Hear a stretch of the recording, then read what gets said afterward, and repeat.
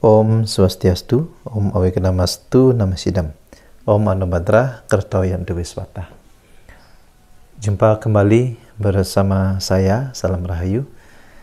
Semoga kita semua dalam keadaan sehat walafiat, bahagia, murah rezeki, dan semoga kita semua selalu dalam lindungan Yang Maha Kuasa.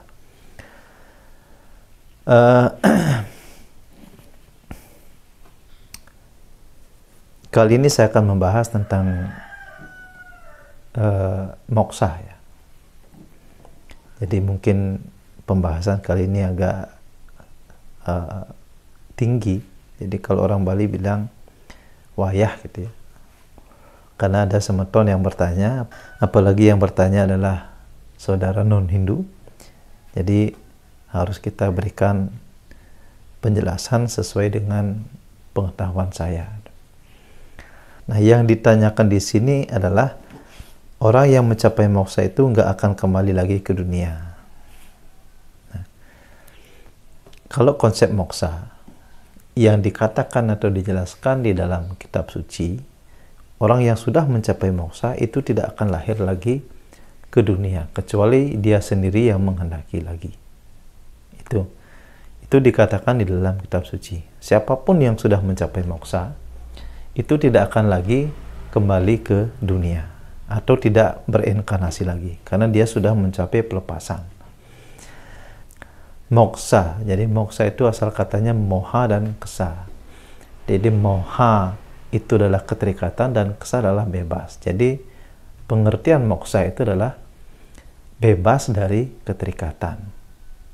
Siapapun yang sudah tidak terikat dengan hal-hal duniawi ya, yang berkaitan dengan dunia materi, itu semasa hidupnya sudah bisa mencapai moksa. Itu pengertian moksa. Jadi kita pun manusia bisa mencapai moksa semasa kita hidup. Jadi sesuai dengan makna moksa itu adalah bebas dari keterikatan atau kelepasan. Jadi bersatunya kesadaran kita, kesadaran jiwa dengan Tuhan, itu disebut dengan moksa. Kita sudah tidak lagi memikirkan atau tenggelam bahkan larut ke dalam duniawi. Jadi ketika kita bebas, tidak ada ikatan, di sana kita akan bisa lepas. Nah, itu moksa. Nah, di dalam kitab-kitab suci dan naskah-naskah kuno lontar ya, peninggalan leluhur kita itu banyak yang membahas tentang bagaimana caranya moksa. Jadi kalau orang-orang suci dulu banyak sekali yang bisa mencapai moksa. Banyak, termasuk leluhur saya. Saya memiliki leluhur yang dulu adalah seorang pandita, jadi resi, mencapai moksa. Makanya di pura yang di tempat kami ya, di pura itu tidak ada peninggalan, tidak ada bekas ataupun yang disebut dengan petilasan atau kuburan, tidak ada. Itu menghilang.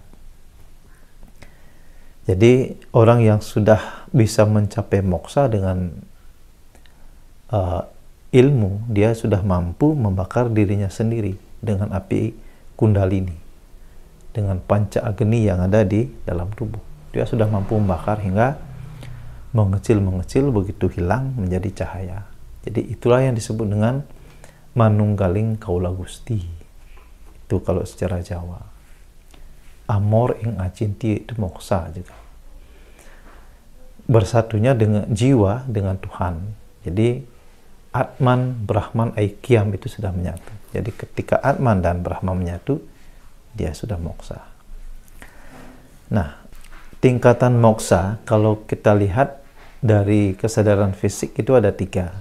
Ada moksa, kemudian adimoksa dan paramamoksa. Moksa itu artinya ketika meninggal itu berbadan dia, tetapi tidak tahu atau belum tahu hari kematian. Kapan dia akan mati dia tidak tahu.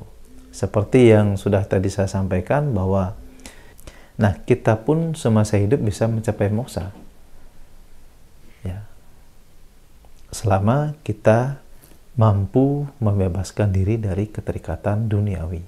Kapan kita sudah tidak terikat, di sana kita akan lepas. Nah, itu moksa. Kemudian ada adimoksa. Adimoksa itu dia berbadan. Ketika mati atau meninggal itu bermayat. Tapi tahu kapan dia akan mati atau kapan dia akan meninggal, dia tahu kapan waktunya. Itu adimoksa. Berarti kalau ada orang-orang suci seperti itu, dia sudah mencapai adimoksa. Dia sudah tahu hari kematian kapan. Hari ini saya akan dijemput malaikat. Hari ini saya akan dijemput atau Dewa Yama. Itu misalkan dia sudah tahu kapan waktunya dia akan mati. Itu disebut dengan adimoksa. Nah, kemudian paramamoksa. Jadi paramamoksa seperti yang tadi saya sampaikan, paramamoksa itu artinya itu moksa yang tertinggi. Jadi dia semasa hidupnya sudah melakukan kebaikan, bahkan tanpa dosa seperti itu, dan juga menguasai ilmu kawisesan, bagaimana cara berpulang, bagaimana caranya dia membakar diri sendiri dengan rahasia Agni, dengan Agni Kundalini, membakar dirinya sendiri hingga menghilang menjadi cahaya. Itu yang disebut dengan manunggaling kaula Gusti. Jadi sudah menyatu. Antara Atman dengan Brahman sudah menyatu. Tidak ada sekat. Menyatu dengan Sang Pencipta. Nah, kemudian ada tingkatan moksa. Yang pertama Salukya. Salukya itu adalah satu daerah dengan wilayah Tuhan. Ada Samipya. Samipya itu satu rumah dengan Tuhan. Kemudian ada Sarupya. Sarupya itu mirip atau serupa dengan Tuhan. Kemudian Sayujna. Sayujya itu Eka Mukti. Eka Mukti itu menyatu, melebur menjadi satu dengan Tuhan. Itu tingkatan moksa. Nah, kalau para memoksa, dia sudah mencapai level Sayujya, jadi Eka Mukti. Dia sudah melebur satu menjadi Tuhan, atau menyatu lebur dengan Tuhan. Dia sudah menyatu. Nah, itu tingkatan moksa. Nah, bagaimana cara-cara mencapai moksa? Nah, di dalam kitab suci itu banyak yang menjelaskan. Banyak sekali lontar-lontar yang mengajarkan tentang bagaimana cara moksa. Yaitu di lontar Kamoksan. Di sana kamu mengulas tentang ajian kelepasan. Bagaimana cara moksa.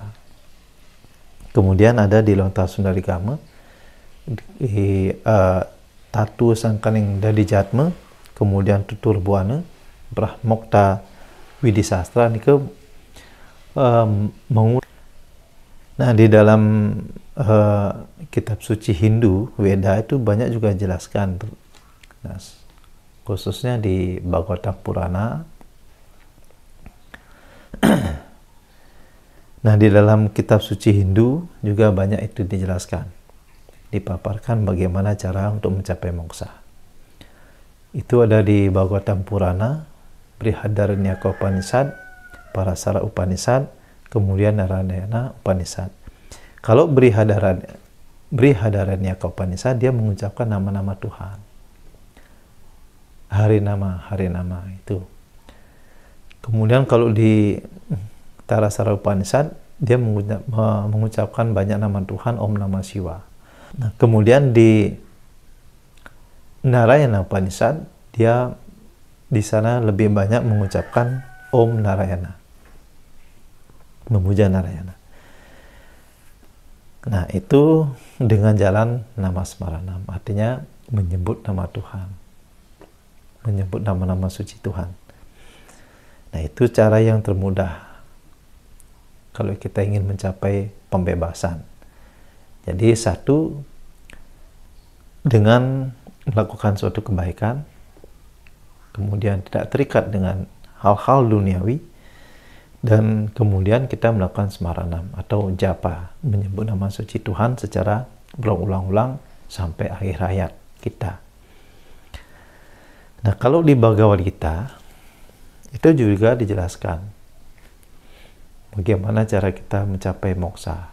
Itu banyak dijelaskan, dipaparkan di sana. Jadi sesuaikan.